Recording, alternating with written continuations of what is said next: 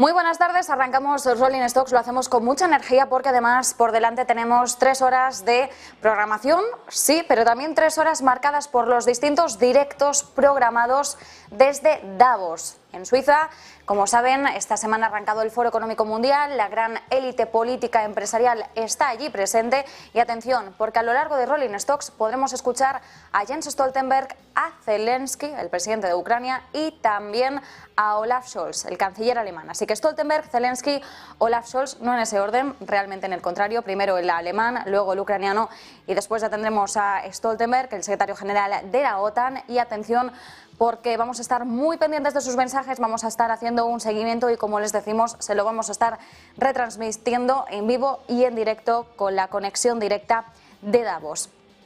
Importante tener en cuenta todos los mensajes que estamos recogiendo estos días en el seno del Foro Económico Mundial. Y atención, porque ahí tienen las claves más importantes para afrontar la tarde de hoy.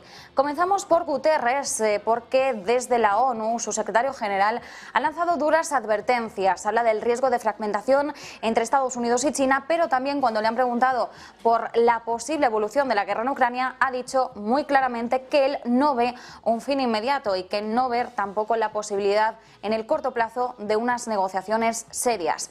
Pero además ha lanzado otro mensaje también muy importante, incluso puede que más, que podría pasar desapercibido porque al final se trata de un reclamo climático, no tanto geopolítico, y en estos momentos puede que no se le esté dando la urgencia necesaria. Pero recordemos ese informe que Davos publicaba la semana pasada de los riesgos globales de cara a 2023. Hablaba de la crisis del coste de vida, es decir, de la crisis derivada de la inflación como uno de los riesgos en los 2 próximos años, pero a lo largo de toda una década hablaba del riesgo del cambio climático.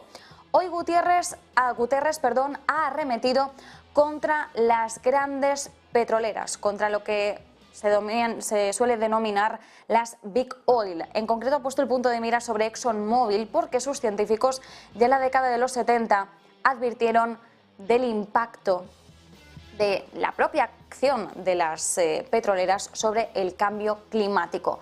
Y Guterres ha dicho: nos han vendido una gran mentira. Este ha sido uno de los mensajes contundentes que el secretario general de la ONU ha lanzado en Davos. Pero tenemos muchos más mensajes. Por un lado, hablaba Guterres de las fracturas entre Estados Unidos y China, y hoy, en Suiza, se han reunido el viceprimer ministro chino Liu He y Janet Yellen, secretaria del Tesoro de Estados Unidos. ¿Recuerdan que la semana pasada ya avanzábamos las claves de esta reunión? Bien, pues ya empezamos a conocer algunas claves, algunos mensajes que han trascendido de esa reunión, y lo que conocemos es la voluntad de volver a expresarse en unos términos que puedan dejar atrás las rencillas. Insisten ambas partes, sobre todo en la necesidad de mejorar la comunicación. Esa es la tercera clave que vigilamos en el día de hoy. Cuarta y quinta clave, pues en este caso tenemos que seguir con el foco puesto en China. Por un lado, China, que vuelve a escena, va a impulsar la demanda mundial de petróleo a niveles récord este 2023. Así lo señala la Agencia Internacional de la Energía, en un momento en el que estamos viendo cómo el gigante asiático está dejando atrás la política cero COVID y por tanto se espera que su demanda interna se impulse, y esto afectará, por supuesto, al mercado del petróleo. Pero por otro lado, también empezamos a ver informes muy interesantes que hablan sobre el desempeño que podría tener la renta variable china este año. Se espera que supere a la renta variable estadounidense y europea. Y otra clave en Davos, que se me olvidaba, la segunda que ven en pantalla: resiliencia, la palabra estrella de estas últimas 24 horas. Así que con esta dinámica, como decimos, nos adentramos en las principales claves de la tarde de hoy. Como decimos, los desafíos internacionales se están acumulando de la misma forma que los coches en un accidente de choque en cadena. Atención, porque esta frase no la decimos nosotros, es la imagen tan gráfica que hoy ha trasladado en Davos Antonio Guterres, el secretario general de la ONU. Y Guterres ha sido bastante sombrío. Ha comenzado diciendo que el mundo se encuentra en un estado lamentable a causa de un conjunto de desafíos interrelacionados, y entre ellos cita el cambio climático y, por supuesto, la guerra en Ucrania. Un discurso, además, en un día marcado por el accidente de un helicóptero en Ucrania que se ha saldado con 18 víctimas mortales, entre ellas el ministro de Interior del país. una noticia que hoy estaba sobre todo en el ánimo en Davos, y claro, teniendo en cuenta el tono general de sus palabras, pues no podíamos esperar una visión muy optimista cuando le han preguntado por la guerra. Asegura que no ve el final de la guerra en un futuro inmediato, como les decimos, que no ve todavía una oportunidad para una negociación de paz seria entre ambas partes, y lo decía así. No veo actualmente la posibilidad de que haya una negociación de paz seria entre ambas partes. Y que quede claro, la invasión rusa a Ucrania, en violación con su ley, con su derecho nacional y la Carta de las Naciones Unidas, ha generado una situación que en buena medida, a ver, ambas partes tienen un desacuerdo básico sobre el pasado.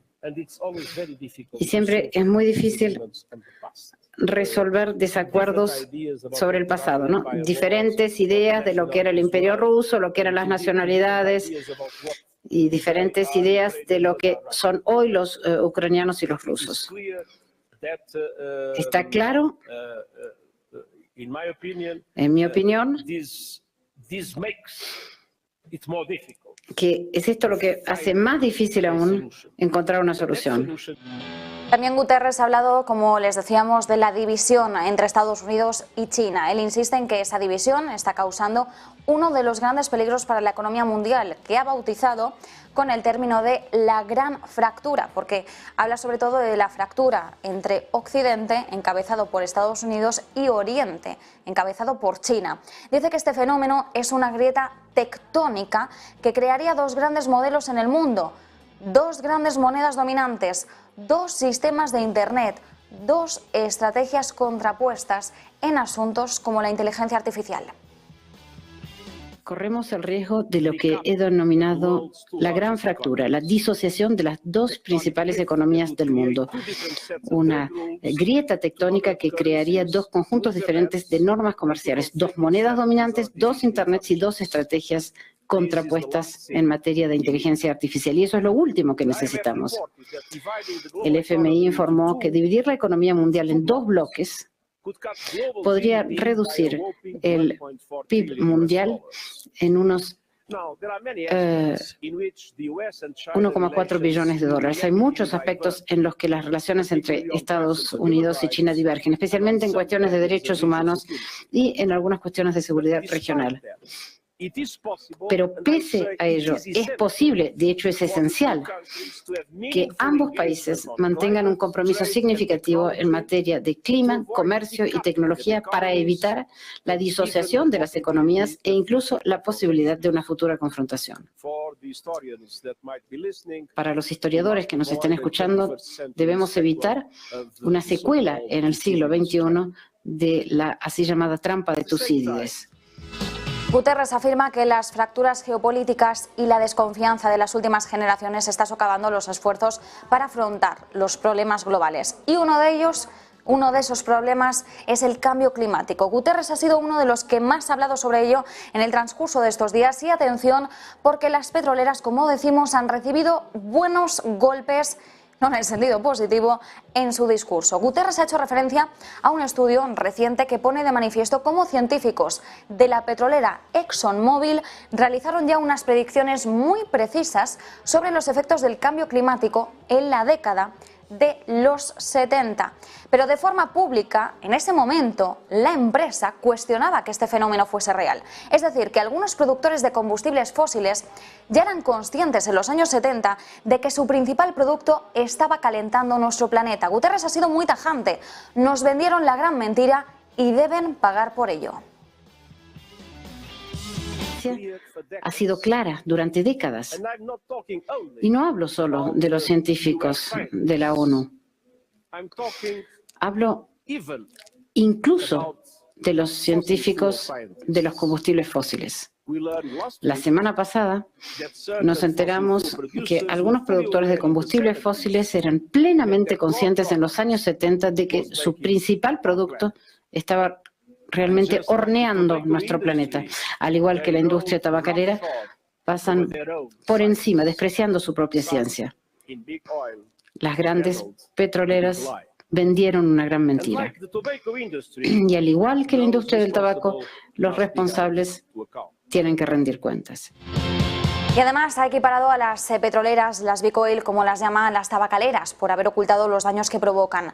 Los combustibles fósiles que todavía mueven la economía mundial son, como sabemos, los principales responsables del cambio climático, porque cuando el petróleo, el gas y el carbón se queman para generar energía, emiten esos gases de efecto invernadero que están sobrecalentando el planeta y desencadenando fenómenos extremos más duros y numerosos. Así lo indica el consenso científico.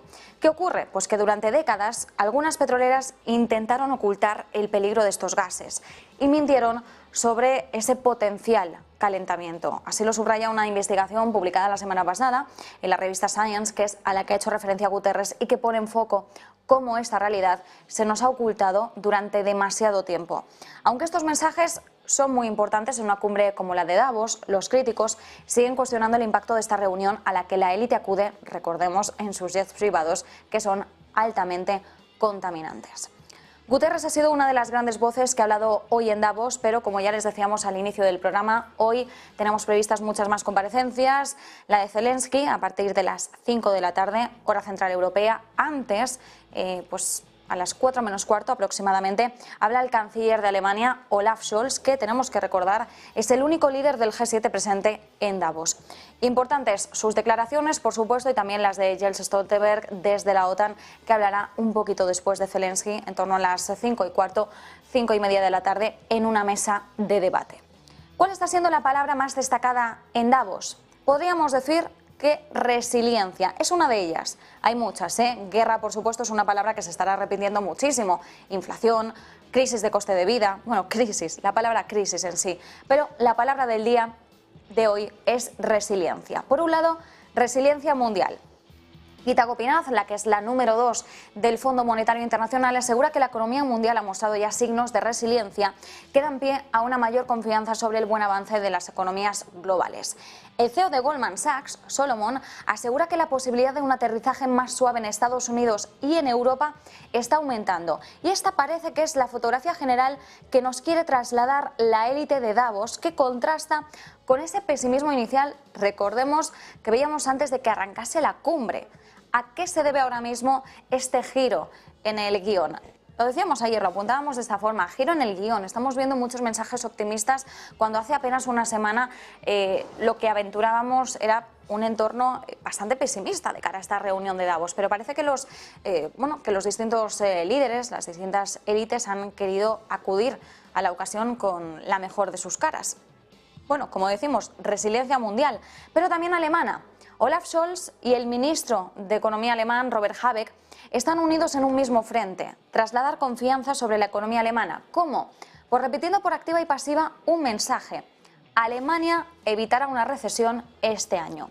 Dice Habeck que la mayor economía de Europa va a escapar por poco de la recesión en 2023 con un crecimiento económico ajustado a los precios del 0,2%.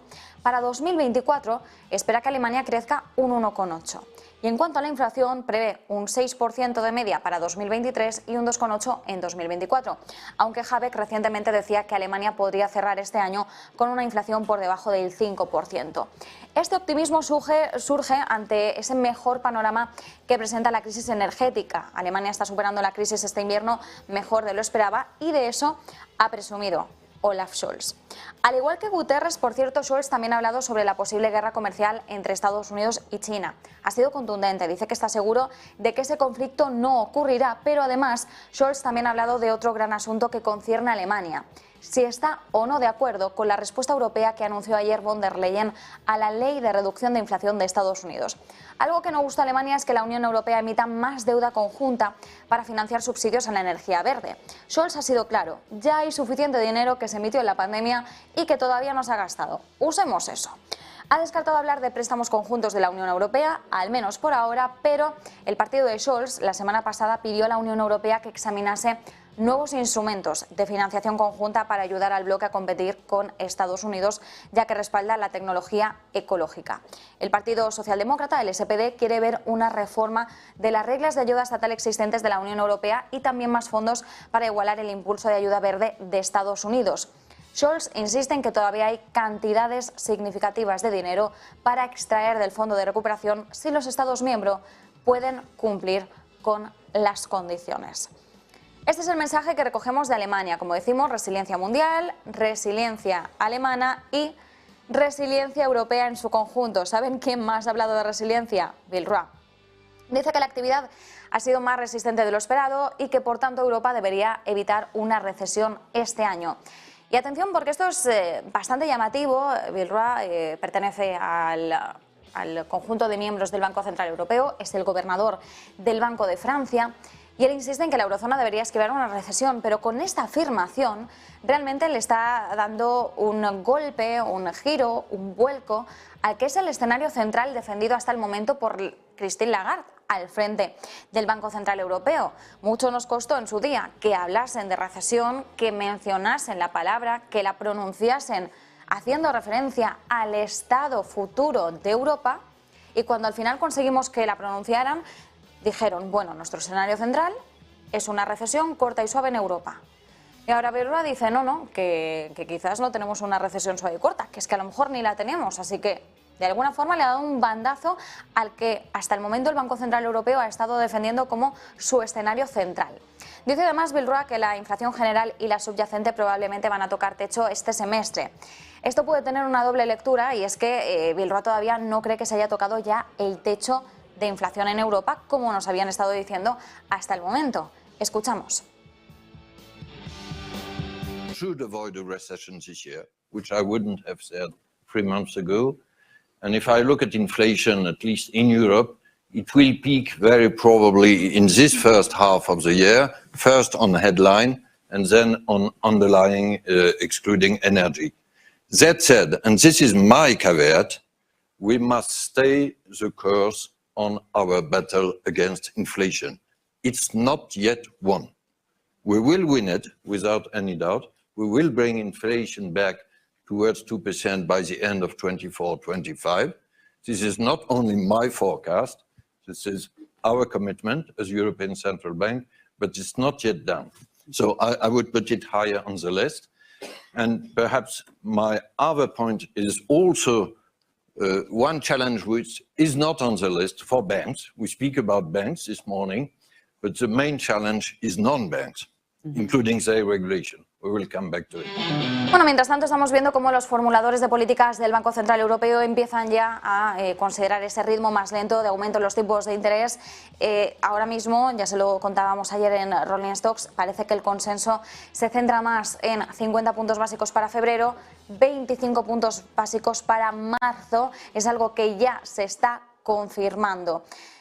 Vamos a ver qué es lo que ocurre, pero por el momento, como decimos, parece que esos 50 puntos básicos para febrero siguen siendo la mayor posibilidad, y a partir de marzo empezaríamos a ver ya ese menor aumento en 25 puntos básicos, que es lo que más fuerza está ganando en estos instantes. De todas formas, por el momento todo esto es la rumorología propia del entorno económico. Por el momento, fuentes cercanas al Banco Central Europeo o cercana a esos formuladores de políticas están indicando ya esta posibilidad, pero no hay confirmación por parte de los distintos miembros del Banco Central Europeo, una confirmación en firme de que tengamos en marzo esos 25 puntos básicos. Como decíamos, Davos, marcada hoy por los mensajes de Guterres, por los mensajes respecto a una resiliencia global. ¿Y qué es lo que ocurre también en esa gran fractura que mencionaba Guterres, poniendo el foco en Estados Unidos y China? Bueno, nos preguntamos hasta qué punto le podemos decir adiós a las tensiones, ¿no? No es que lo estemos afirmando, ni mucho menos, porque sabemos que van a seguir presentes, pero nos preguntamos, ¿no? Ahora, ¿cuál es el siguiente paso? ¿Qué es lo que ocurre? Ya tuvimos un primer encuentro entre Joe Biden y Xi Jinping en la cumbre del G20 en Bali, en Indonesia, a finales de 2022, y ahora hemos tenido una nueva reunión entre Yellen y el viceprimer ministro Liu He, que, atención, es bastante significativa. ¿Por qué? Bueno, pues porque, entre otras cosas, entre esos mensajes que se han trasladado de esta reunión, lo que sabemos es que ambos han acordado mejorar la comunicación y hablan también de un intercambio franco de palabras. Entre otras cosas, esta reunión se produce en un momento en el que ambas partes se encuentran presentes en Suiza por distintos motivos. Liu He con motivo de acudir a la cumbre de Davos, en el caso de Yellen con motivo del final de un viaje en el que ha estado visitando distintos países africanos y hoy pues estaba de escala en Suiza.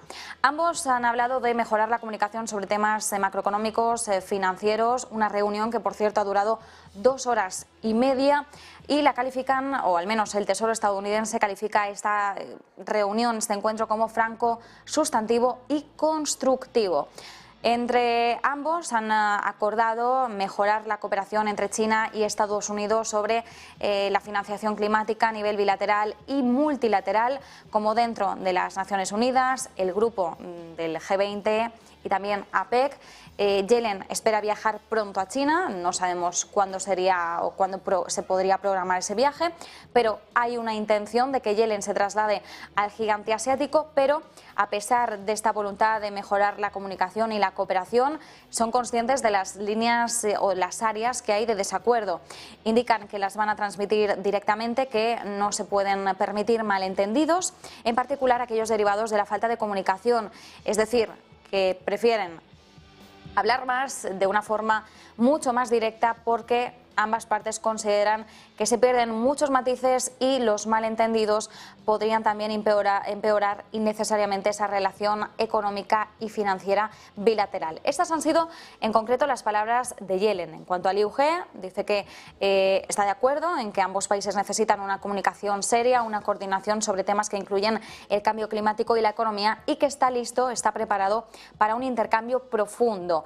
Insisten en la importancia de tener en cuenta el panorama general, manejar sus diferencias de una forma adecuada, buscar puntos en común, así que ambas partes esperan poder trabajar de forma conjunta para mantener la estabilidad general de las relaciones entre China y Estados Unidos. Como les estamos diciendo, esta es una reunión de 2 horas y media de duración que ha sido consecutiva ha sido posterior a esa primera reunión, ese primer cara a cara entre Joe Biden y Xi Jinping. Aquí pues de nuevo hablamos de otra reunión presencial que supondría la continuación de esa primera reunión en el marco del G20 y por el momento lo que parece ser es que tanto China como Estados Unidos están de acuerdo en mantener el foco en la cooperación, en una mejor comunicación y en el caso de Yellen, que también se ha mostrado preocupada por ese intercambio de puntos de vista, espera viajar a China y dar la bienvenida a sus homólogos estadounidenses en un futuro próximo.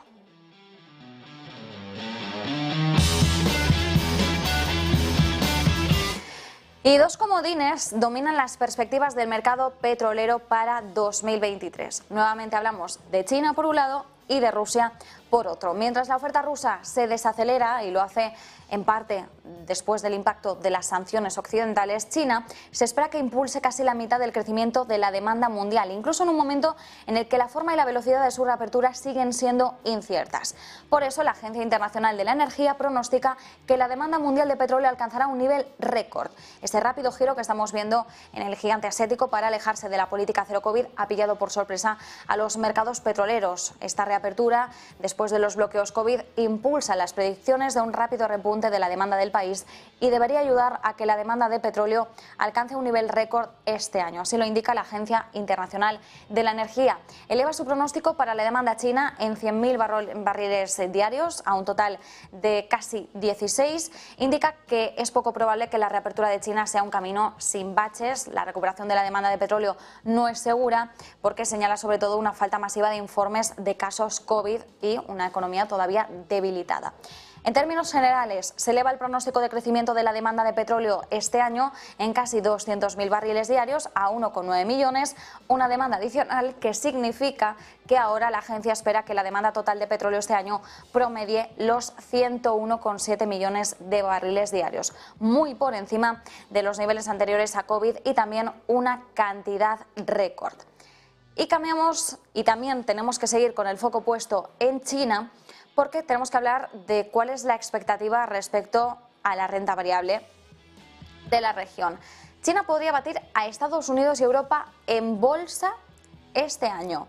Entre los motivos, sobre todo, pesan las esperanzas que surgen ante el optimismo por la reapertura económica del país. La firma Carrae Capital insiste en que China presenta muchas ventajas en acciones de referencia y en algunos aspectos más desatendidos del mercado. En general, los inversores globales se han lanzado por las acciones chinas desde los grandes consumidores básicos hasta las empresas financieras a medida que su renta variable se está recuperando por ese optimismo sobre una reapertura de las restricciones por la pandemia. Un rápido desmantelamiento de las restricciones y medidas de apoyo para el sector tecnológico y también para el inmobiliario están impulsando estas perspectivas económicas para China. Las bolsas han arrancado este 2023, podríamos decir, con un cambio dramático en las tendencias. Muchos inversores están acudiendo en masa a títulos fuera de Estados Unidos. Lo señalan, de hecho, los estrategas de Goldman Sachs. Solo en las primeras 2 semanas del año han salido unos 5.000 millones de dólares de Wall Street. Mientras tanto, los precios más bajos de la gasolina, un dólar más débil y también el optimismo sobre la reapertura económica de China han estimulado las entradas en los fondos de acciones de Europa, China y otros mercados emergentes. Los inversores en general lo que vemos es que están buscando oportunidades fuera de Estados Unidos ante las dudas de recesión.